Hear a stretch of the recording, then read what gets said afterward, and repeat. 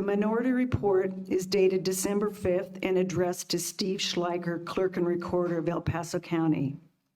From myself, the Republican Canvass Board member.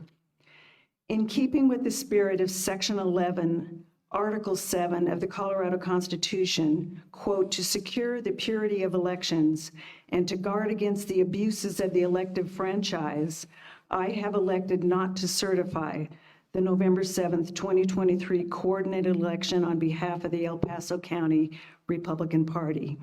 My findings are based partially on the action, rules, and statutes of the Colorado Secretary of State, while other complaints are directed at election operations observed in El Paso County. Colorado Secretary of State. The duties of the Canvass Board member are outlined in CRS 1-10-101.5, calls for reconciliation of the number of ballots counted in an election not to exceed the number of ballots cast, to reconcile that ballots cast by precinct does not exceed the number of electors registered, and then to certify that the entire abstract of votes cast in the election. The concept that the only duty of the Canvass Board member is to agree that 4 sets of contrived numbers actually agree, and that the comparison translates to an endorsement of the veracity of the entire election is simply irrational. This process has been in place for years as the Secretary of State has incrementally shifted the burden of the election supervision away from the people and the county and concentrated it under her purview. What of the origin of the numbers themselves? Ballots cast begins with unchecked, inflated voter rolls presently under court order in Colorado to rein them in. Countless undeliverable ballots have proliferated, ripe for exploitation. With no chain of custody, fraudulent ballots can be created in the wild, mailed in or stuffed into obscure drop boxes. Next, they are processed at blinding speed by an enigmatic, automated process that, as legal experts assert, amounts to no signature verification at all. There is no way to prove there is a single verified legal voter behind each ballot that is cast. Ballots counted are numbers arrived at by uncertified Chinese-built tabulators with dubious internet capability designed right into the machines. However, if these numbers agree, then is there nothing to discuss? The certification process has been dumbed down to eliminate human judgment and oversight. Even the audit process is absurdly contrived to fool the ignorant and turn away the jaded. By reducing CBM duties to a shell game of comparing numbers, you have eliminated their voice and disenfranchised tens of thousands of voters they represent. The Canvass Board members are effectively a facade of citizen oversight. This process turns out the light on an already dim, deliberately opaque process that benefits the few and enslaves the rest. The numbers can't be verified, therefore they cannot be certified. Number 2, the Secretary of State in Colorado has not done enough to prevent non-citizens from appearing on the voter rolls, nor to prevent them from voting. Colorado Amendment 76, the Citizens Requirement for Voting Initiative, was initiated into law on November 3rd, 2020. It states, only a citizen of the United States who has attained the age of 18 years shall be qualified to vote at all elections. Amendment 76 is a change to the Colorado Constitution. According to Legislative Supremacy Clause, all statute rules and county regulations are subordinate to the state constitution. The Secretary of State has sworn fealty to the state constitution in her oath of office. It is her duty to promulgate rules which uphold the superior law of the Constitution, which should include a provision to verify citizenship. Presently, non-citizens are able to receive driver's licenses and social security numbers in Colorado, 2 of the numeric identifiers necessary to register to vote. Although our citizens voted to make citizenship a requirement to participate in elections, Secretary of State Jenna Griswold has seized this open door. In October of 2022, She infamously, accidentally mailed postcards to 30,000 non-citizens who possessed both Social Security numbers and driver's license numbers to encourage them to register to vote. Today, non-citizen voters may present themselves to receive a ballot at statewide voting services and polling centers. Here, the voter is asked to simply check a box to verify their citizenship and eligibility to vote. The system relies on the elector's signature on the form to attest that all the information is correct. Many non-citizens are already felons for illegally entering the United States. Colorado is asking felons with prolonged disregard for the U.S. law to attest to their own citizenship. It might be reasonable to offer these unvetted voters a provisional ballot until the question is resolved. Instead, by signing the form and attesting to their own citizenship, they are awarded a regular ballot with no follow-up or intention to verify. El Paso County voting operations. Title 1.7.5-105 indicates the Secretary of State shall promulgate rules to ensure the privacy of each voting elector's vote. In recent elections, a secrecy envelope was incorporated to conceal and maintain the confidentiality of the elector's vote. This year, a new contract with a printer out of Washington State eliminated the security sleeve and opted for a security pattern to be printed on the inside of the surface of the return envelope. The security pattern was intended to be sufficiently occlusive to ensure privacy of the voters' selections. However, this approach failed to pass the at-home candling test to simply shining a bright light from one's cell phone beneath the envelope. Doing so easily revealed the marked bubbles on the experimental ballot and a $20 bill inside another. Thank you for letting us speak.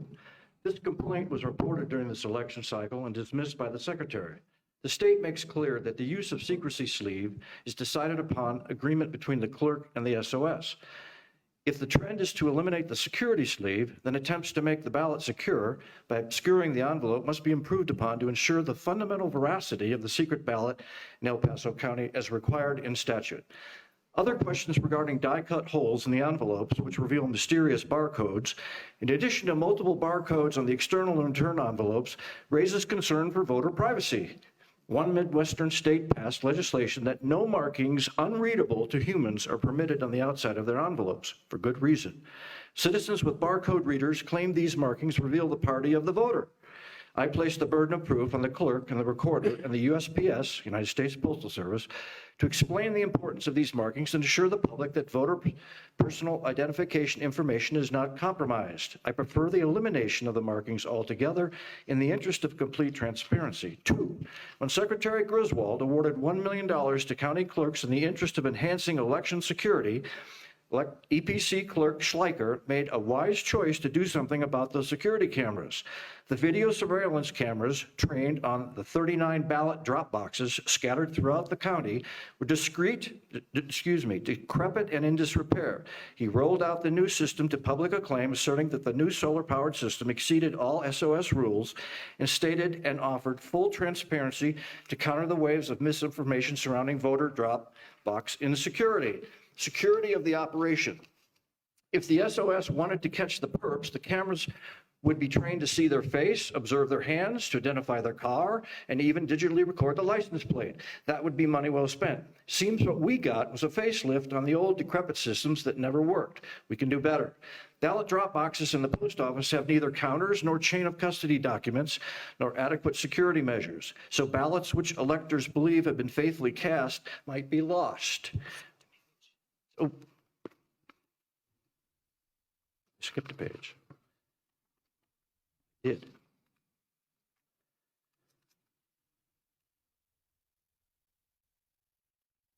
Specifically this regards the cameras. Specifically Rule 7.41 regarding surveillance security areas requires the county clerk to adequately light all drop box locations. The ballots must be collected in a locked container, and both the drop slot and container must be monitored. Signage must inform voters that it's a violation of law for any person to collect more than 10 ballots in any election. Drop box locations must be open 24 hours, and the video security surveillance must be retained by the county. A light, a lock, a container, a video camera, a sign, and don't destroy the recordings, not a high bar.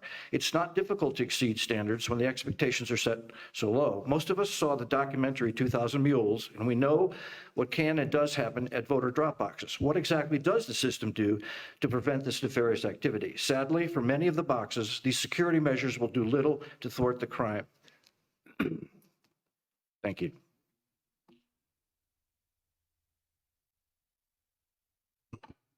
For many, the camera is positioned behind the drop box, obscuring view of the slot. The observer is unable to verify the honor system of 10 ballots per election is being practiced during those 3 a.m. visits. The camera cannot visualize the car, the person, or the activity of the voter.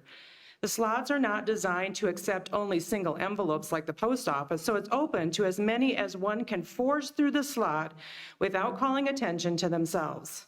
Further, the cameras do not detect the license plate of the vehicles transiting the drop box. There is no assumption of privacy for a license plate in a public area. It is publicly displayed label indicating vehicle registration, ownership, and residence for the purposes of associating the vehicle to the operators themselves and their actions. What better way to detect repeat visits to the drop boxes than by identifying the license plate? It's as if the security systems are set up to create the appearance of security when little has been actually achieved to enhance overall scrutiny of the operation. If the Secretary of State wanted to catch the perps, the camera would be trained to see their face, observe their hands to identify their car, and even digitally record the license plate. That would be money well spent. Seems what we got was a facelift on the old decrepit system that never worked. We can do better. Ballot drop boxes and the post office have neither counters nor chain of custody documents, nor adequate security measures. So ballots which electors believe have been faithfully cast might be lost, accidentally or intentionally, before being processed inside the clerk's office. Since the number of such ballots is unknown, it could conceivably be large enough to reverse the results of any contest. Therefore, the results of the election are unknown and the election cannot be certified. Number 3, the risk limiting audit is an enigma, and deliberately so. It is an unsolvable puzzle set up to be a mathematical Gordian knot for the voters to muse upon. Rather than rely on a hand count recount, which is observable, repeatable, and understood by all, Secretary of State disallowed the hand count recount of voter verified paper records, actual ballots, in SB 23-276.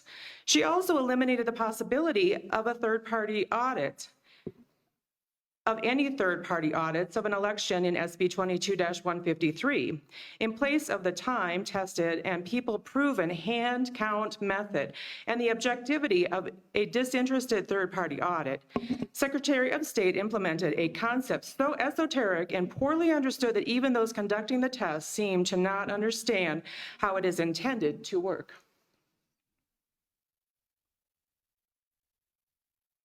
It starts with a toss of 20 10-sided dice, plural of die, to establish a random seed to begin the count. This is the stuff PhD mathematicians dream of. However, the developer of the concept, Dr. Philip Stark of Berkeley, California, now warns that the use of risk-limiting audit as an election watchdog has lost its way, and that elections are at risk for it. Dr. Stark has been consulted regarding Colorado's statewide RLL for its November 7th, 2023 coordinated election. The study is presently underway. In El Paso County and all of Colorado, the risk limit is set at 3% of roughly 2,000 ballots cast. The risk limit of 6,000 ballots.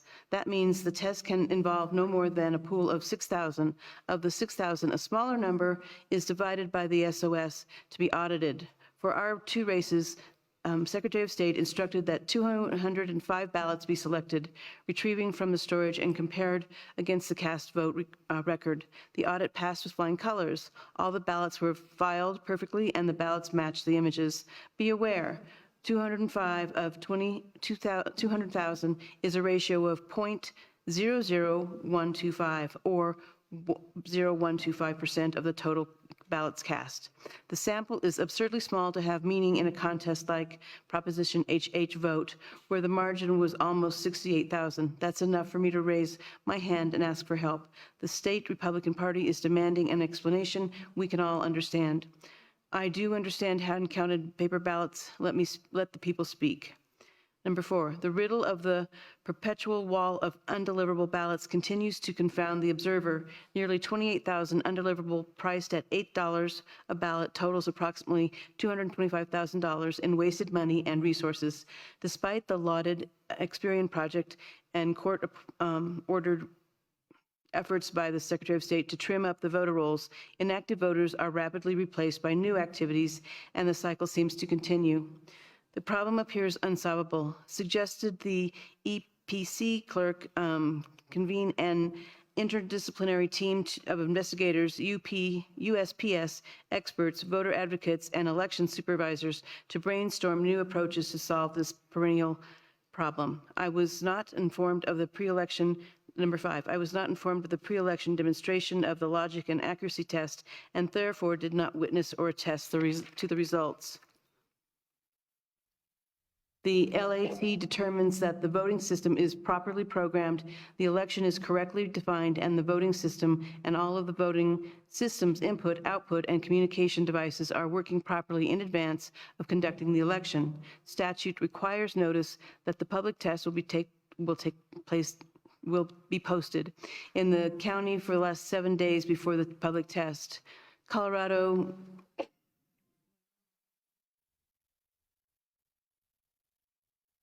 Okay.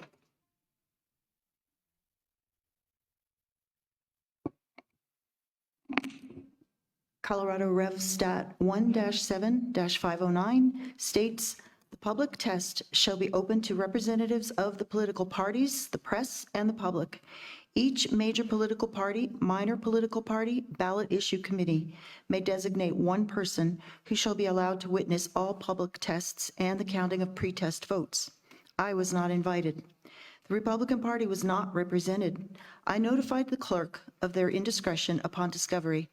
An after-the-fact report of the logic and accuracy test is now being prepared." In fairness to Steve Schleicher and the entire staff of the El Paso County Elections Department, I would be remiss not to end this report on a positive note. Since Steve first set foot in the office, his list of improvements, changes to procedure, and finding better ways altogether has not gone unnoticed. From the Experian project to the surveillance cameras to the new suite of tabulators, including enhanced security measures, all have gone a long way to restore openness with the public they serve. I believe our relationship of holding each other to account and raising the bar of transparency will continue to produce meaningful, positive change in voter operations in EPC. As we keep our eye on the shared interest of people above the voice of the of the shared interest of protecting our first right of suffrage, the secret ballot, and placing the voice of the people above the voice of the elective franchise, we will accomplish more together than we can apart.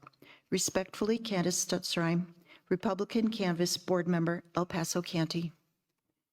Thank you for allowing us to share this